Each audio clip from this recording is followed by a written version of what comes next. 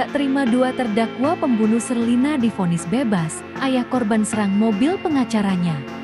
Dua dari tiga terdakwa kasus pembunuhan Sherlina, wanita yang jenazahnya dibungkus plastik di Polokarto, Sukoharjo, divonis bebas dalam sidang di Pengadilan Negeri Sukoharjo, Selasa 10 Desember tahun 2024. Dua terdakwa itu adalah Rofimis dan Gilang S. Hakim Ketua Hari Prabawa menyatakan, berdasarkan bukti-bukti dan fakta persidangan, keterlibatan Rofimis dan Gilang S dalam pembunuhan tersebut tidak terbukti secara sah dan meyakinkan. Sementara itu, terdakwa Dwi Prasetyo 22, yang menjadi otak pembunuhan berencana ini, dijatuhi hukuman penjara seumur hidup. Suasana ricuh pun terjadi selepas sidang. Keluarga Sherlina tak terima putusan hakim yang memvonis bebas dua terdakwa lain. Sarno, ayah Sherlina, sempat mengadang mobil kuasa hukum terdakwa meninggalkan gedung PN Sukoharjo.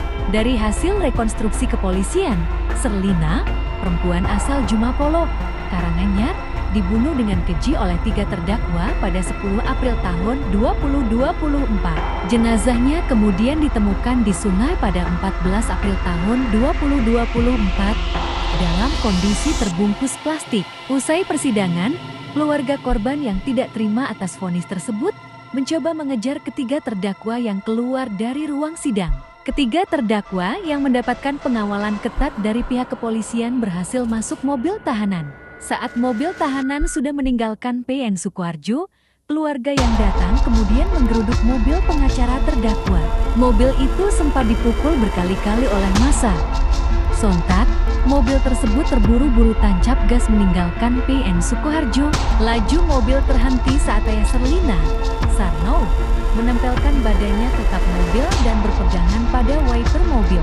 Beruntung pihak kepolisian yang berjaga bisa menghalau massa dan mobil itu keluar dari PN Sukoharjo. Kepada awak media, Sarno mengatakan jika putusan majelis tidak adil karena membebaskan dua terdakwa. Jaksa penuntut umum JPU dalam kasus itu, Agnes Wirardian mengatakan, banding akan dilakukan karena tuntutannya adalah menghukum terdakwa seumur hidup. Sejumlah bukti akan dilampirkan untuk menguatkan keterlibatan kedua terdakwa.